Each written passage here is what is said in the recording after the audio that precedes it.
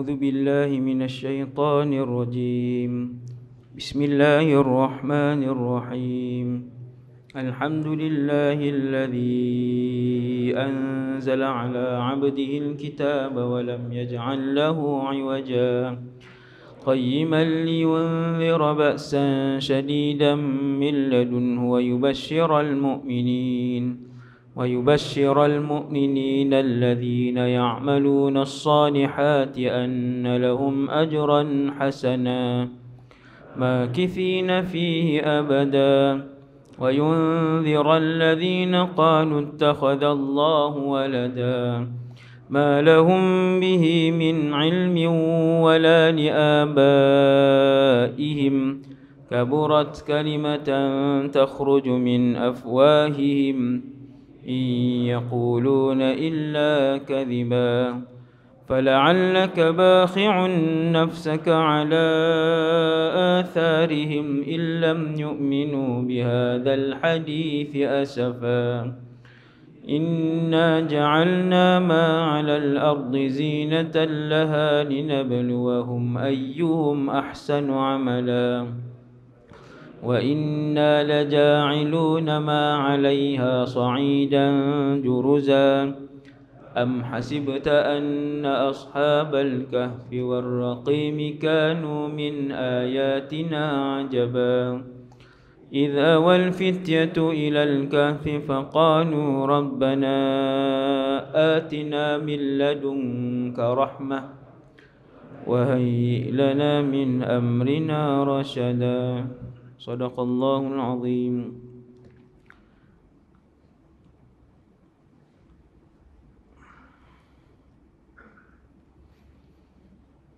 Assalamualaikum warahmatullahi wabarakatuh.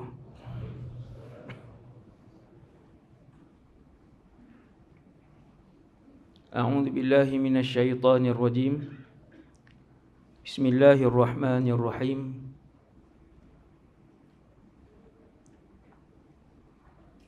Alhamdulillahi rabbil alamin.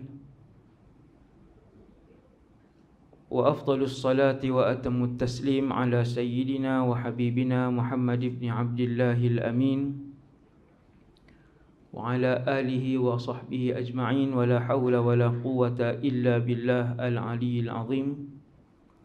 Rabbi shrah li sadri wa yassir li amri wa hlul 'uqdatam min lisani yafqahu qawli. Allahumma hdi qalbi wa saddid lisani bihaqqi sayyidina Muhammad sallallahu alaihi wasallam. Pertama sekali nawaitul i'tikaf fi hadzal masjidi sunnatan lillahi ta'ala. Yang keduanya radina billahi rabba, kami semua redha Allah Tuhan kami. Wa bil islami dina, kami semua redha Islam cara hidup kami. Wa bi Muhammadin rasula, dan kami semua redha bahawa Muhammad sallallahu alaihi wasallam seorang rasul.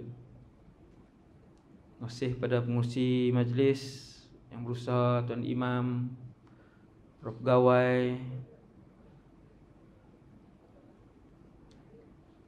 pengurusi masjid, jawatan kuasa, seterusnya muslimin dan muslimat yang dirahmati Allah Subhanahu wa taala sekalian.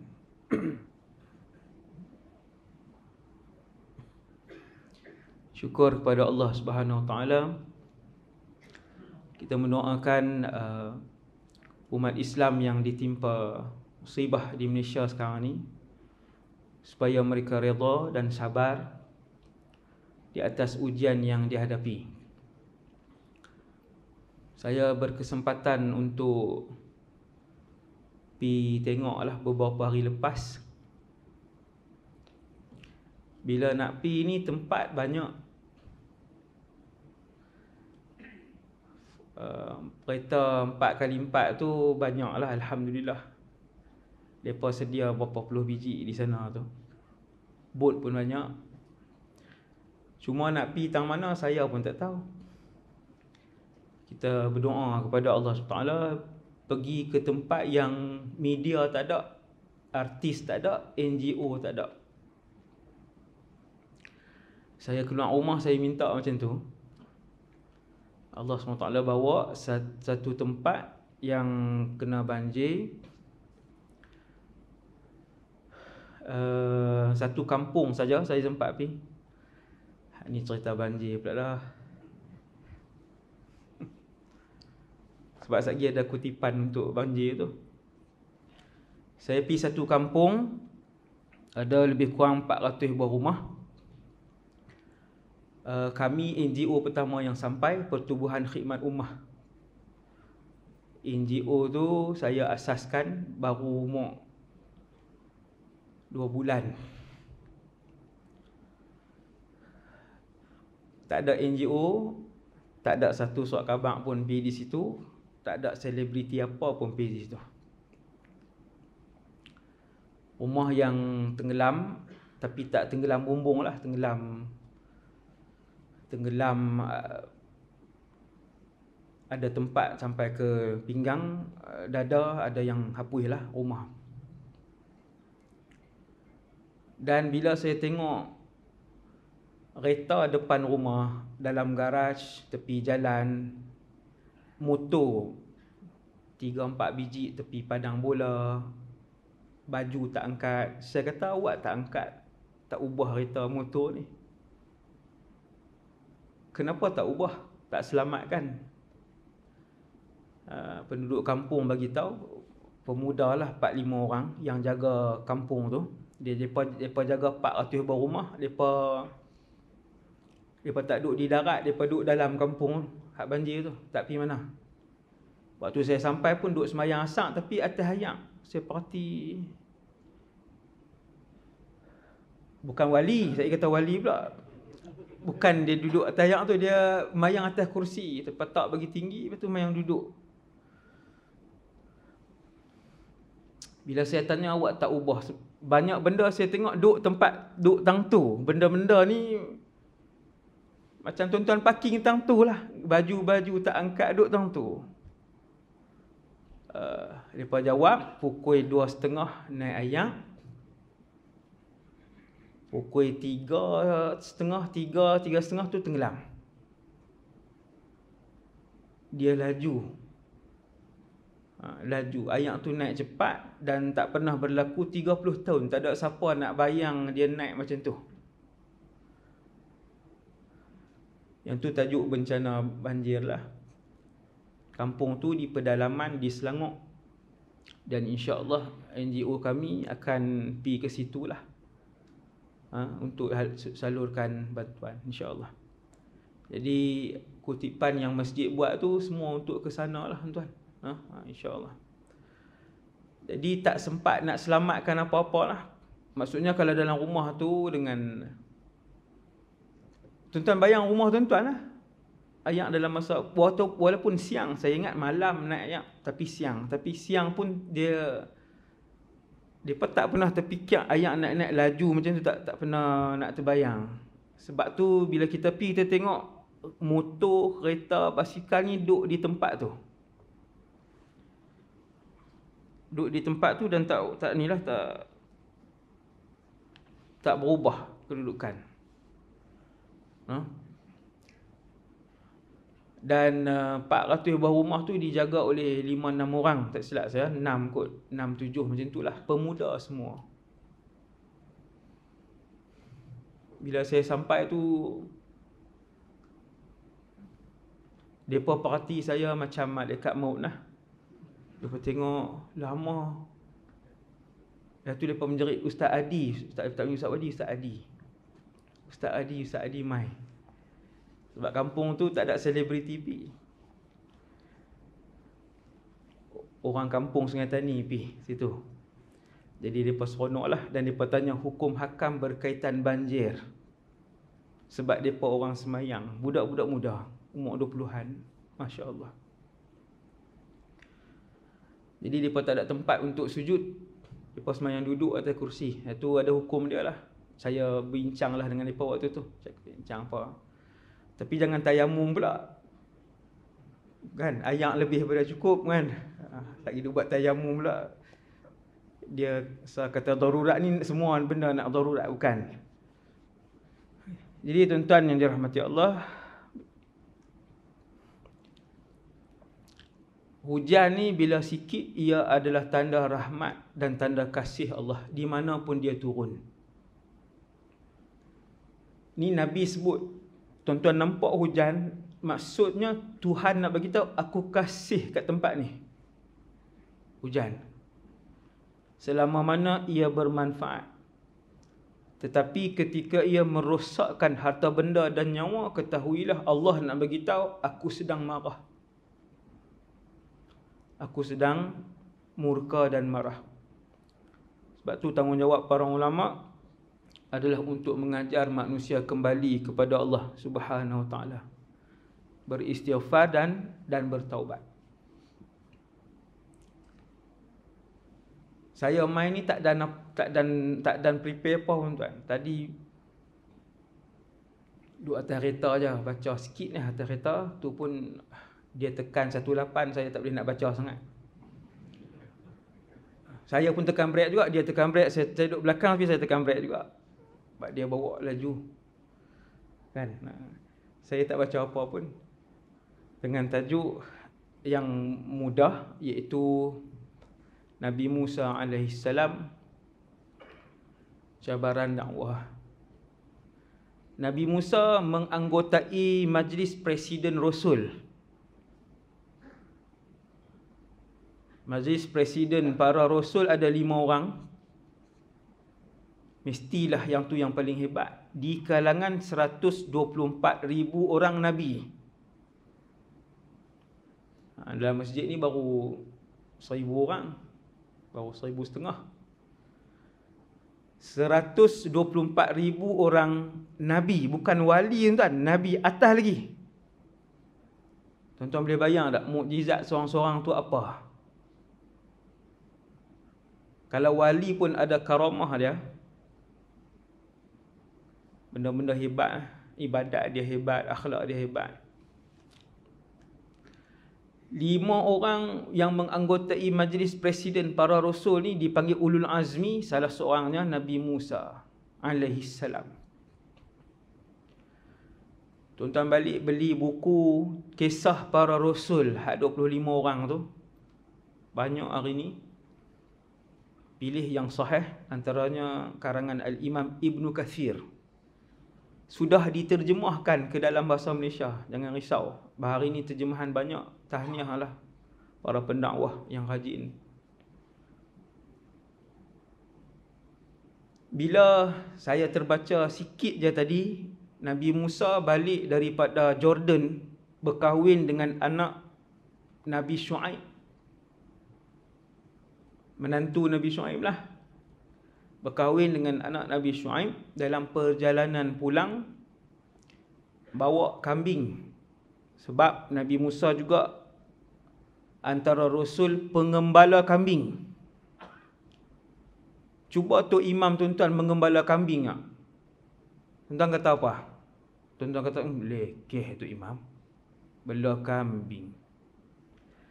Orang hari ni lekeh bukan pada bela apa dan bukan pada kerja apa. Lekeh pada bagaimana dia beribadat kepada Allah Subhanahu Wa Taala dan bagaimana dia beragama dengan Islam ini. Di situ lekeh ataupun hebat orang tu.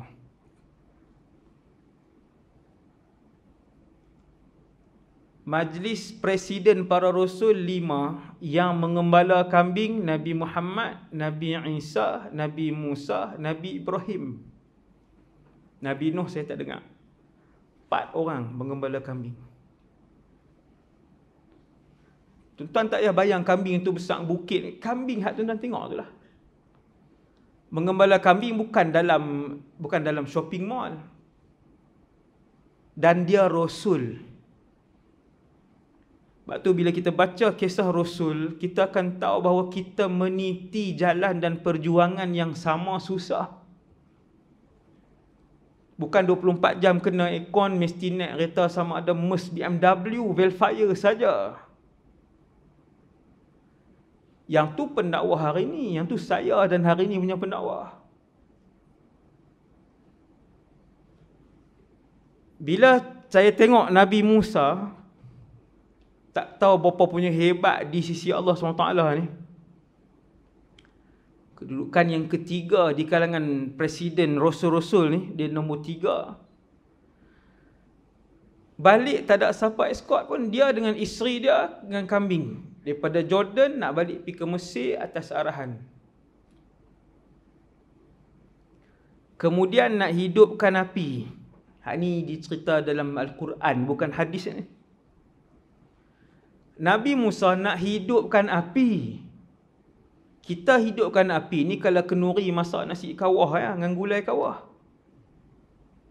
Kenuri. Tu pun kalau mai masak, kalau tak mai masak, api rokok je lah. Nabi Musa nak hidupkan api untuk memanaskan ahli keluarga dia. Sebab duduk di tengah padang pasir. Itu Rasul.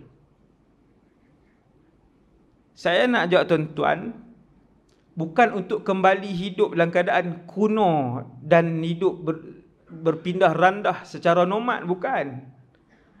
Saya nak bawa diri saya dan kita semua insaf untuk sampai kepada Allah Subhanahu Wa Taala. Kena tengok hidup para nabi dan rasul, macam mana mereka mendapatkan redha Allah yang sangat tinggi. Kita kata sebab tak maju kot ustaz, kereta tak ada, tu yang duk naik kuda.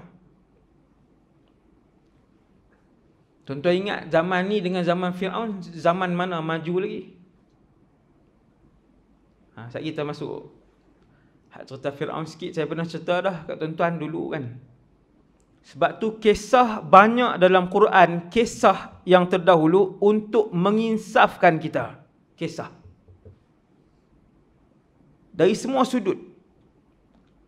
Kami pernah membenamkan satu kaum, dan kaum ni Allah Ta'ala kata jauh lebih maju dari kalian. Mereka membina tamadun dan juga kerajaan dalam bukit. Dia pahat bukit buat Tesco, dia pahat bukit buat hospital, dia pahat bukit buat pipe air, dia pahat bukit buat stadium. Kita hak tak pahat pun runtuh. Ni pahat dalam bukit, buat bandaraya dalam bukit. Irama dhatil imad allati lam yukhlaq mithluha fil bilad. Allah Ta'ala kata, tak ada teknologi ni hampa tak capai. Saya nak bagi faham, kita duk cerita susah Rasul, kita kata sebab tak maju zaman tu ustaz. Silap banyak, yang tu silap. Sangat banyak.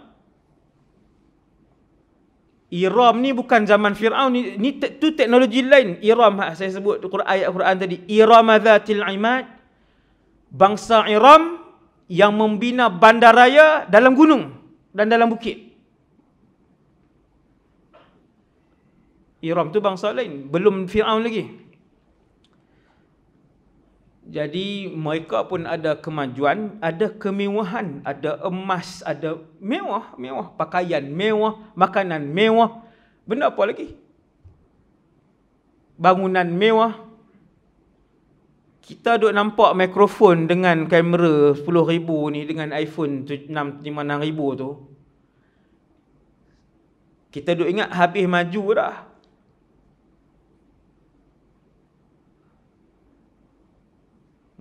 Kemudian bila Nabi Musa nak hidupkan api, dia nak hidupkan api. Saya cerita tu simple je. Nabi Musa nak hidupkan api untuk panaskan ahli keluarga dia. Dia duduk di tengah padang pasir.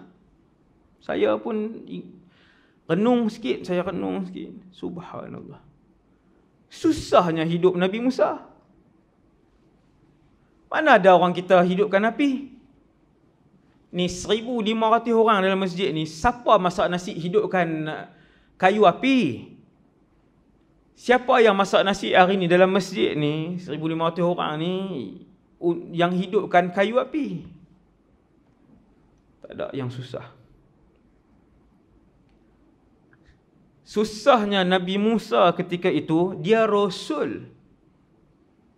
Bawa isteri dengan anak-anak, isteri dan anak-anak. Bakar kayu api untuk panaskan mereka, panaskan badan. Waktu tu dipanggil oleh Allah Subhanahu wa taala. Yang keluar ayat wa kallamallahu Musa taklima. Dan Allah berkata-kata kepada Nabi Musa dengan perkataan. Bukan tidur, jaga.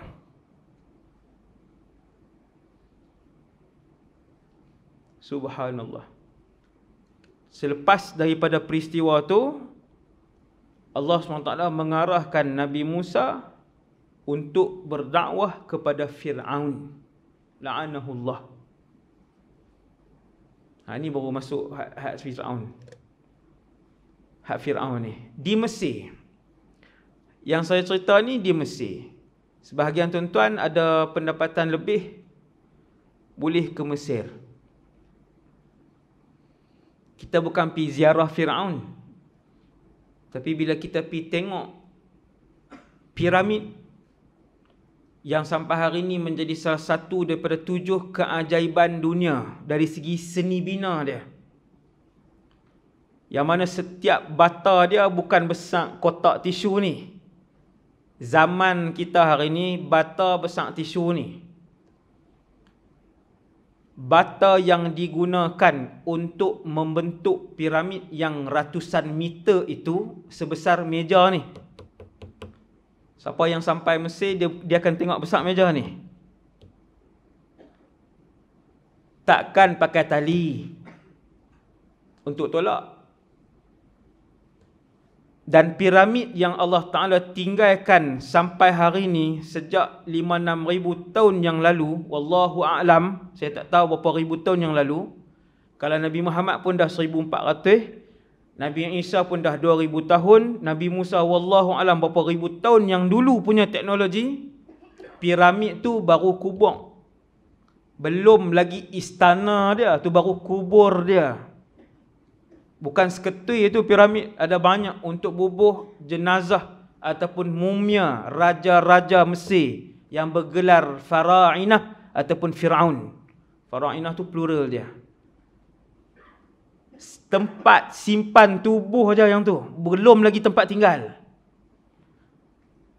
Tuhan nak bercakap seolah-olah nak beritahu kepada saya dan kita semua, aku tinggal hak ni je untuk hangpa guna otak fikir macam mana kerajaan waktu tu. Aku hanya tinggalkan tempat untuk mereka letakkan jenazah raja mereka saja.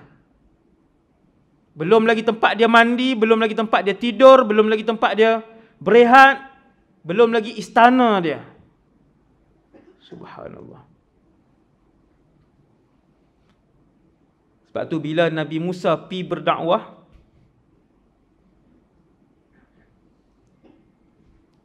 kepada Fir'aun, dan Nabi Musa ni dia tidak terlalu fasih. Tuan-tuan tengok ujian. Percakapan dia tidak terlalu fasih. Dia bercakap fasih, tapi kalau tuan-tuan tengok penceramah pun samalah. Ada yang betul-betul fasih cakap, kita dengar dia cakap seronok. Saya dengar pun seronok. Ada orang saya dengar seronok dengar dia cakap. Fasih. Waktu tu ada Nabi Harun yang lebih fasih. Maka Nabi Musa kata, Rabbi syrah li sadri wa yassir li amri wahlul uqdatan min lisani yafqahu qawli. Itu doa Nabi Musa sebelum pergi berdakwah, sebelum bercakap depan Fir'aun. Waja'al li waziran min ahli Harun akhi. Wahai Allah, boleh tak lantik sekali Harun. Afsahu minni, Nabi Musa kata dia lebih fasih bila bercakap. Dan bila nak arah untuk pi, Allah Ta'ala kata idhaba ila Fir'aun. Dua-dua kamu pergi. Kedua kamu pergi. Sebab dua jamaah, dua diberi kekuatan berjamaah. Semayang seorang boleh 1000, semayang dua dan dua boleh 27,000. Kalau saya nak bahasakan dengan bahasa hari ini, gaji dari segi hadiah yang Allah Ta'ala bagi. Tuan-tuan semayang seorang boleh RM1,000. Semayang zuhur fardu seorang. Kalau tuan-tuan semayang dua, dia dikira berjamaah. Berdua. Tak sempat main masjid, semayang berdua. Salli fardu zuhri arba'a raka'atin imaman, hak depan. Hak belakang jadi makmum. Dapat 27,000. Bukan 27,000 kali ganda, 27 kali ganda lah. Dua. Bermusafir pun sama. Kalau nak musafir, seeloknya jangan seorang. Seeloknya dua dan ke atas, supaya dia jadi jamaah. Nabi Musa AS pergi berdakwah kepada satu manusia yang paling jahat di atas muka bumi Allah. Fir'aun ni, tuan-tuan, gelaran dia azlamun nas fil alam. Manusia yang paling zalim atas muka bumi ni nama dia Fir'aun. Jangan buh nama kedai. Tapi kalau jual vape tak apa, buh Fir'aun. Kan? Benda-benda tak apa nak ni kan. Kedai rokok ke, kedai arak ke, buh kedai Fir'aun. Melawak. Tuan-tuan, Fir'aun adalah manusia paling zalim sekali atas muka bumi ni.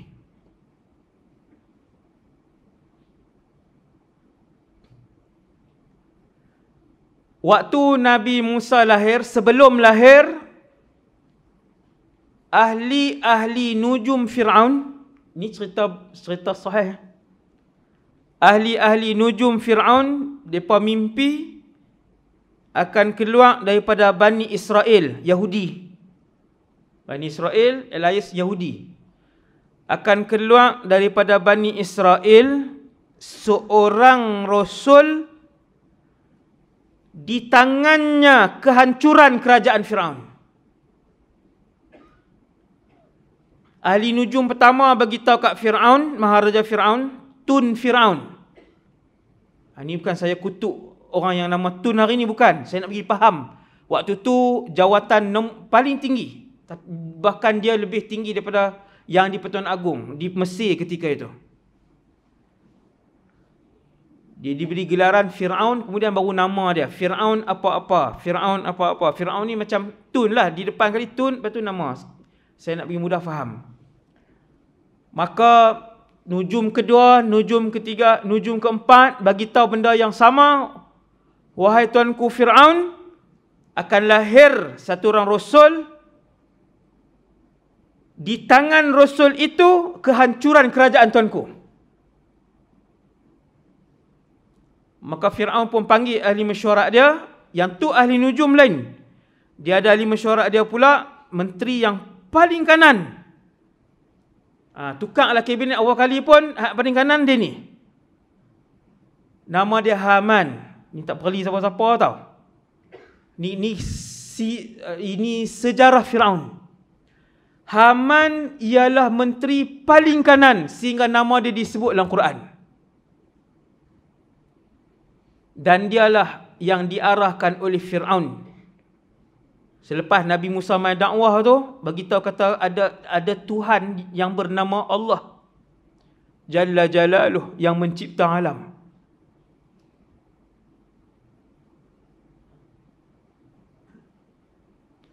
Maka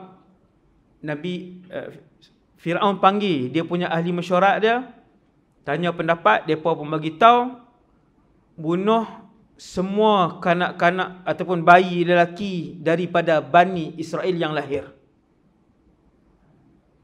Sebab bayi itu belum dilahirkan. Tuan-tuan, ni memang wahyu ke apa, tuan-tuan? Tu ada perbahasan dia tu. Yang mimpi, bukan mimpi, yang tilik ini adalah ahli nujum. Kami melihat bintang, kami membaca bahawa akan keluar. Ini bukan Taurat. Sebab Nabi Musa, Nabi Isa belum ada, Nabi Musa belum menjadi Rasul, bukan Taurat. Ahli-ahli nujum melihat, bertilik, mereka tilik beberapa orang ahli nujum negara. Bagi pendapat, bukan pendapat. Bagi tahu tilikan dan apa yang mereka nampak akan lahir. Maka bila mesyuarat, Fir'aun pun dapat keputusan, kita bunuh semua bayi lelaki yang akan lahir. Laki saja, sebab Rasul hanyalah lelaki. Adapun bayi Bani Israel yang wanita, yang kanak-kanak bayi perempuan tidak dibunuh. Subhanallah. Tuan-tuan, sejahat-jahat Presiden Amerika Syarikat, sejahat-jahat Presiden Rusia, sejahat-jahat siapa? Presiden mana? Ya, kanan-kanan. Presiden Syria lah, senang. Dia tak buat keluar arahan untuk bunuh bayi yang lahir. Tuan-tuan nak faham manusia paling jahat, Firaun ni, dia adalah presiden negara yang besar, bukan besar Kedah tau, bukan besar Melaka, besar Selangor. Sebuah negara yang besar sehingga kerajaan sekeliling semua membayar ufti kepada Firaun. Dia buat keluar arahan rasmi, semua yang lahir bayi sembelih.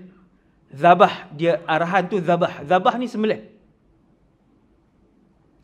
Tuan-tuan gamak kah?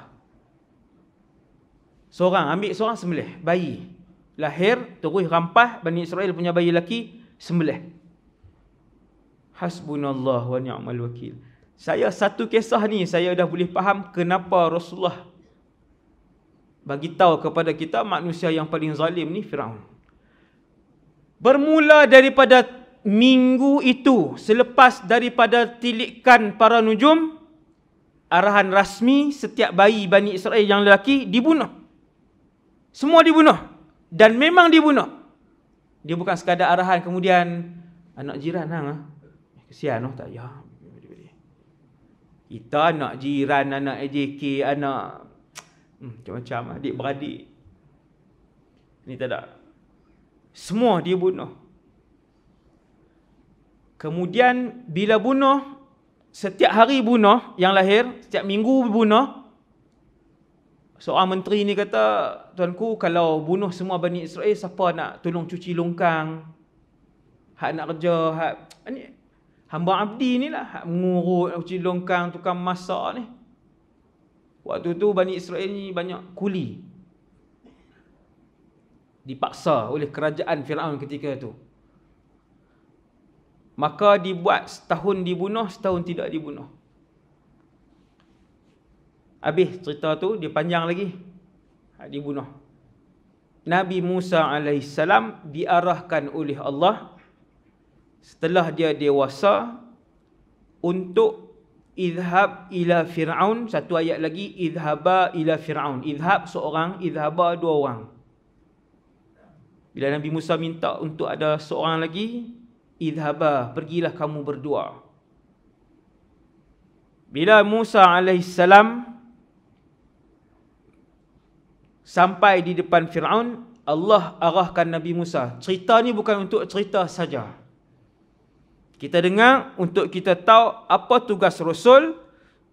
Kerana tugas itulah yang kita pikul untuk bawa bila kita kenal 5 bilion umat Nabi Muhammad yang tak Islam lagi hari ni. 5 bilion.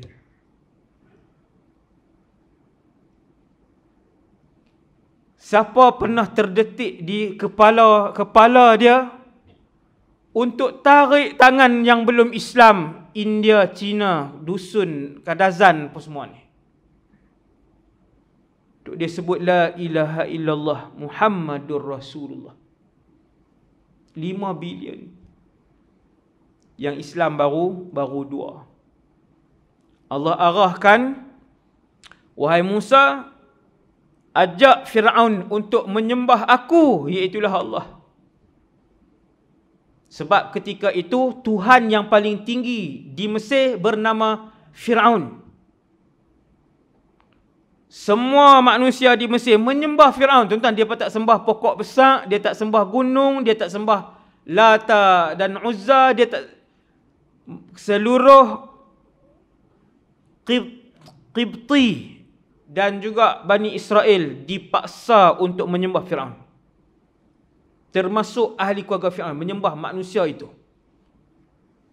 Sebab tu Fir'aun dia rasa dia Tuhan sebab dia kaya, dia ada bangunan yang mewah, teknologi yang canggih, tentera yang tak pernah dikalahkan. Fir'aun mempunyai tentera yang tidak pernah dikalahkan dan dia tak pernah sakit. Kita hari-hari ubat. Nak mengaku Tuhan. Fir'aun tak pernah sakit. Sebab tu bila dia mengaku Tuhan, dia tak tahu tang mana dia kurang.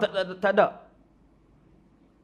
Dengan mewah dia, dengan kekuatan tentera dia, dengan teknologi dia, dengan sihat tubuh dia, sehingga kan tak pernah bersin. Tentang Fir'aun tak pernah sakit. Maka dia pun sebut, Ana Rabbukumul A'la, aku Tuhan kalian yang tinggi. Yang maha tinggi. Semua menyembah dia. Bila ada satu wanita beriman yang merahsiakan iman dia, pengikut Nabi Musa, sikat rambut anak Fir'aun, sikat terjatuh, tukang sikat ni sebut Allah. Allah. Bukan Mok Hang. Mok Hang. Tu Mok Hang okey lagi. Dia keluar nama binatang, boleh gagah lagi. Dia keluar nama aurat tu. Sebab apa? Sebab mulut duk biasa sebut tak elok. Ataupun hati selalu sebut perkara-perkara yang tak elok. Tukang sikat yang beriman, wanita yang merahsiakan iman dia, pengikut Nabi Musa, dia bekerja dalam istana, dia sikat rambut anak Fir'aun. Orang panggil Masyitah. Bukan nama beliau tu, Masyitah tu bermaksud tukang sikat rambut. Bila jatuh dia sebut Allah. Anak Fir'aun kata, anak Fir'aun perempuan, dia tengok, dia kata, Abi, ayah aku apa? Hadis ni hadis sahih. Anak perempuan Fir'aun, dia kalih dekat tukang sikat ni, dia kata, ayah aku kah? Allah. Tukang sikat ni kata, Allah Rabbi. Allah Tuhan aku.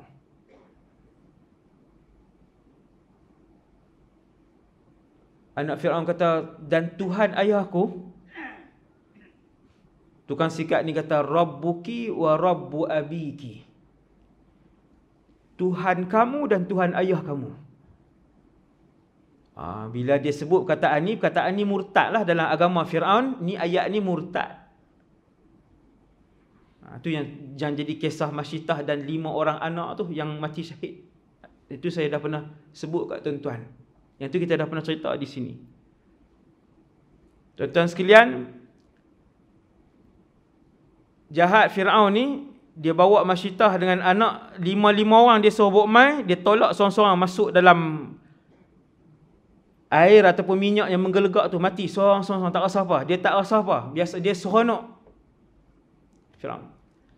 Jadi bila Allah SWT arahkan Nabi Musa AS untuk berdakwah, sebut kepada Fir'aun bahawa Tuhan yang menciptakan bumi ini ialah Allah. Yang ini yang kita kena sampaikan kepada umat Nabi Muhammad lain yang belum lagi beriman kepada Allah Subhanahu Wa Taala. Dalam Quran Allah Ta'ala rakamkan perbualan ni. Allah rakam perbualan ni. Sebab tu kalau baca Quran tuan-tuan faham. Kalau baca Quran tuan-tuan faham, tuan-tuan seronok.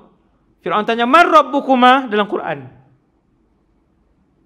Man Rabbukuma? Siapa Tuhan kamu berdua? Setahu aku Tuhan di Mesir ni. Nabi Musa pun jawab, Tuhan kami ya Allah. Dan kemampuan Allah yang tak ada pada kamu Fir'aun, khaliqu kulli syai', dia menciptakan tiap-tiap sesuatu. Dia yang menciptakan matahari, tak ada manusia boleh cipta matahari. Dia yang menciptakan bulan, dia yang menciptakan manusia.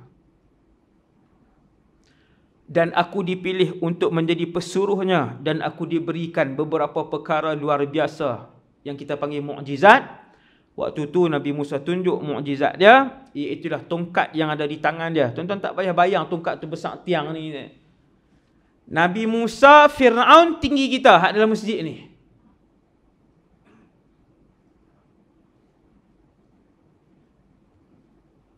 Jenazah dia yang Allah sengaja selamatkan untuk dilihat oleh manusia-manusia yang hidup selepas Fir'aun. Kalau manusia sekaya dan sekuasa itu pun aku boleh tenggelamkan, apatah lagi kamu yang gaji baru 6,000, baru 15,000.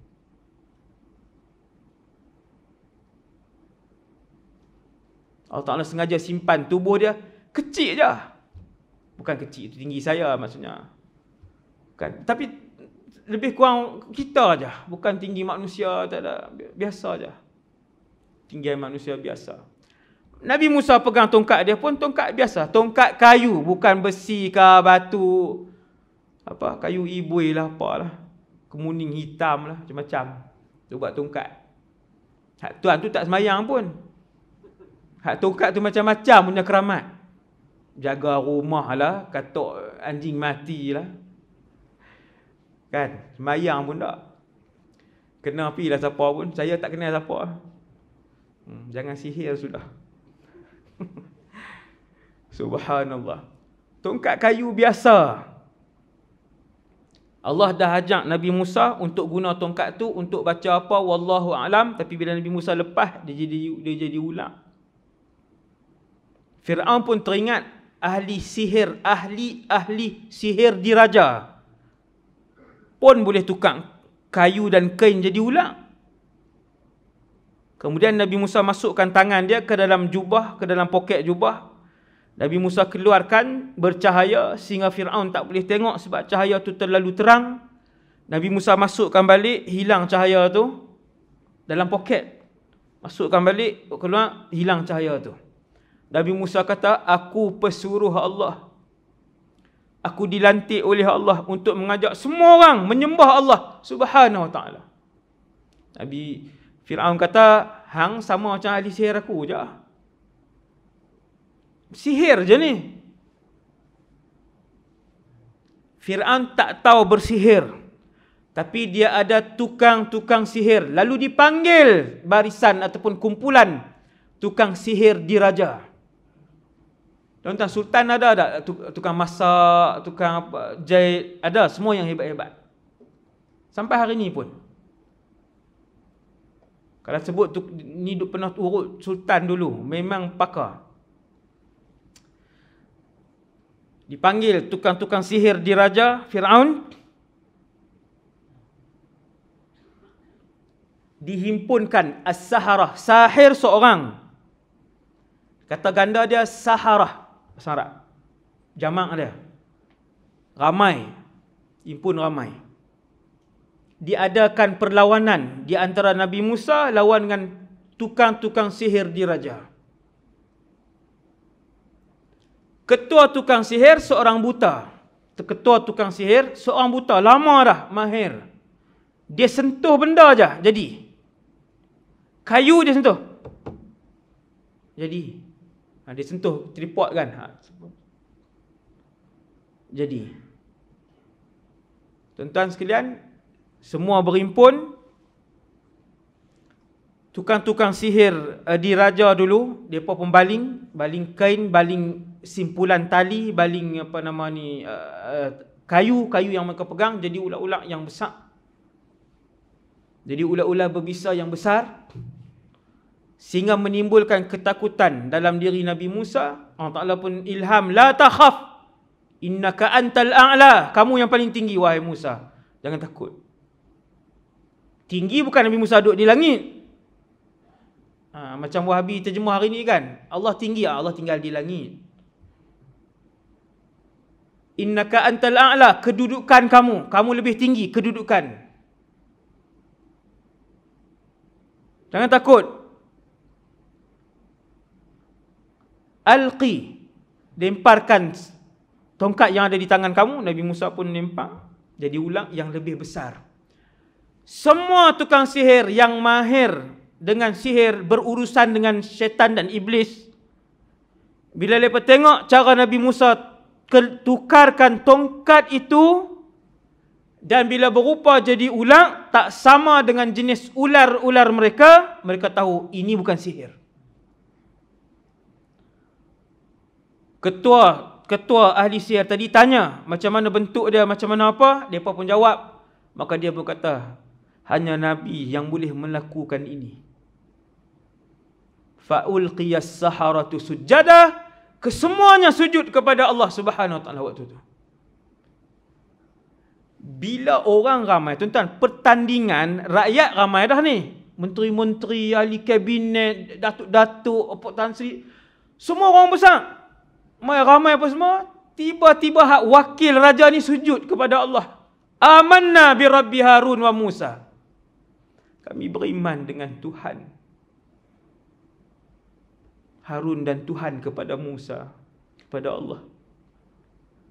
Firaun kata, amantum qabla an adhana lakum. Aku tak bagi izin pun. Berani depan aku hampa sujud. Sat lagi aku potong tangan dan kaki hampa cara selang, kemudian aku salib hampa. Salib ni bukan Kristian kan? Maksudnya letak di pancang kayu tu, bentuk T tu. Aku potong tangan kanan, aku potong tangan kiri, hidup-hidup lagi. Firaun kata. Ahli-ahli sihir yang beriman ni kata, buat apa yang hang nak buat, itu kekuatan dan kuasa kamu di dunia ni saja. Semua beriman kepada Allah Subhanahu Wa Taala. Dan kemudian Bani Israel beriman dengan Nabi Musa alaihissalam. Firaun tangkap ramai Bani Israel, dia bunuh, dia seksa, dia bunuh, dia kurung, dia seksa, dia nafikan hak itu, dia nafikan hak ini, dia kurung sampai mati, dia tak bagi makan. Sampai satu hari yang Nabi Musa bawa Bani Israel keluar melarikan diri pada waktu malam, yang sampai depan sungai itu, tuan-tuan. Ini Rasul, ini perjuangan Rasul. Tak ada kereta kebai yang iring Nabi Musa dan tentera dan juga Bani Israel, tak ada. Allah Ta'ala tak iring pun ulang besar, tak ada siapa boleh kacau Nabi Musa dak. Berjalan kaki, berlari dengan Bani Israel, ada orang tua, ada kanak-kanak, tuan-tuan boleh bayang. Susah ketika itu, tinggal rumah, tinggal semua yang dimiliki di rumah, tinggal lari bawa iman. Pergi sampai depan laut. Sampai depan laut, Firaun dan tentera dia tahu, baru dapat tahu Musa sedang melarikan diri, mereka lajulah. Kelengkapan tentera dia canggih, dia laju, dia kejar sekejap je. Tuan-tuan tengok cerita tu, sekira-kira Nabi Musa nak dekat sampai, tentera Firaun dah duduk di belakang. Padahal mereka bergerak daripada malam tadi, berapa lama. Tentera Firaun nampak debu dia saja boleh memengsankan orang. Bilangan tentera yang ramai, ratusan ribu disebutkan oleh para ulama tafsir ketika itu. Ratusan ribu, nak digang berapa ratus orang saja. Ratusan ribu yang kejar ketika itu. Waktu itulah bila di belakang lautan tentera, di depan lautan laut, waktu tu iman teruji. Tuan-tuan, bukan kita kata pengikut Nabi Musa, kita waktu tu. Pengikut Nabi Musa kata, habis kali ni kita habis. Semua pakat marah pula kat Nabi Musa. Ni hang lah punya pasal, duk buat warak lah, duk tunjuk macam-macam hari ni lah.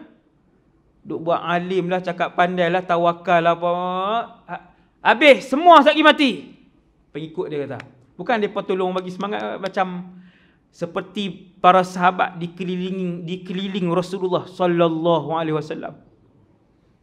Seperti mana Sayyidina Abu Bakar ibn Abi Quhafah, dia bagi semangat kepada Nabi dalam perang Badar. Wahai Rasulullah, Allah akan makbulkan doa kamu. Apa hang lah ni Musa, habis ni. Mesti mati, tak ada pergi mana dah. Waktu itulah Nabi Musa kata, kalla inna ma'iya rabbi sayahdin. Sesungguhnya aku ada Tuhan yang akan tolong kita semua. Saya nak tanya tuan-tuan, adakah Nabi Musa tahu saat lagi dia akan belah laut? Jawapan dia, Nabi Musa tak tahu saat lagi dia akan belah laut. Apakah Nabi Musa tahu bahawasanya sekejap lagi akan datang pertolongan belah laut? Dia tak tahu. Tapi dia yakin apa sahaja yang diputuskan oleh Allah itu adalah untuk kebaikan.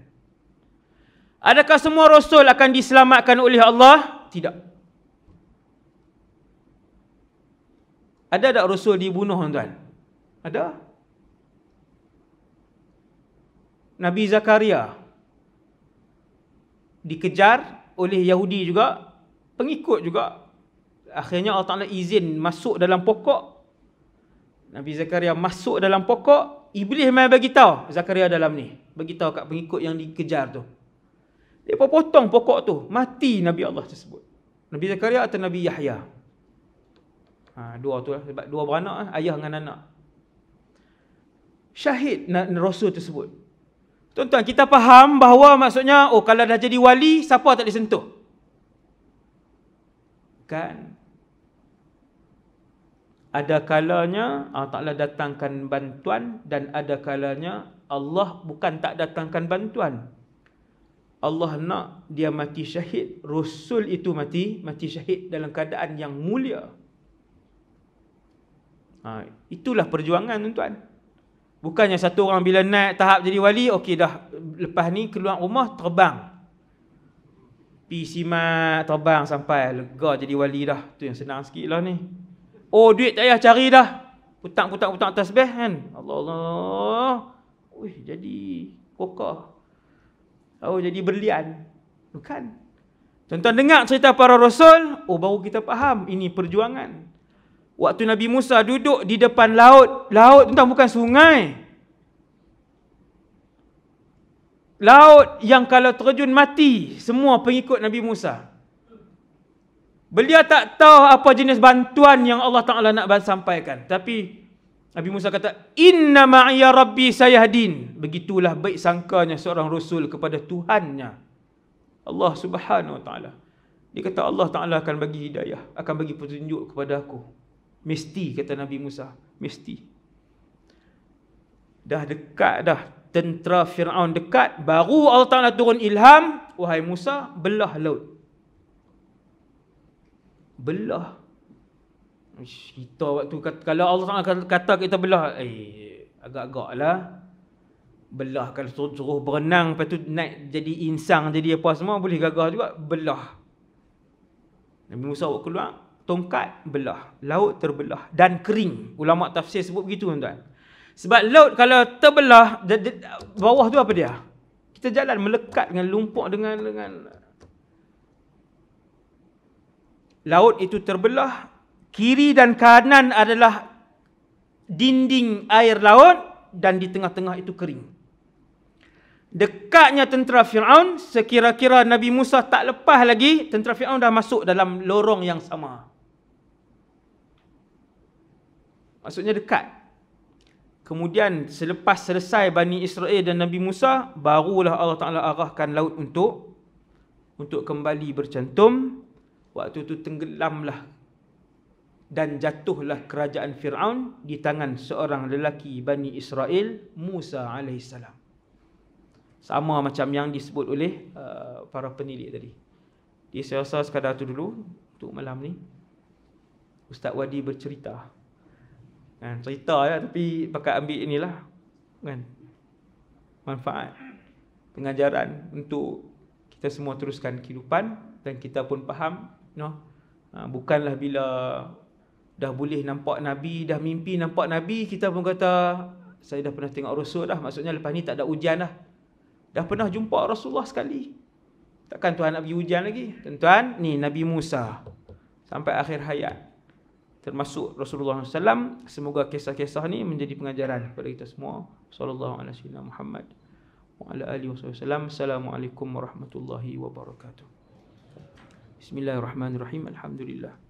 Wassalatu wassalamu ala Rasulillah wa ala alihi wa sahbihi man wala. Allahumma 'allimna ma yanfa'una, ya Allah, ajarkanlah ilmu yang bermanfaat kepada kami. Wanfa'na bima 'allamtana, ya Allah, manfaatkanlah ilmu yang Kau kurniakan kepada kami. Wazidna ilman wa amalan wa ikhlasan fi hayatina. Tambahkanlah kepada kami ilmu, iman dan keikhlasan dalam kehidupan kami. Wa sallallahu ala sayyidina Muhammad wa ala alihi wasallam. Alhamdulillahirabbil alamin.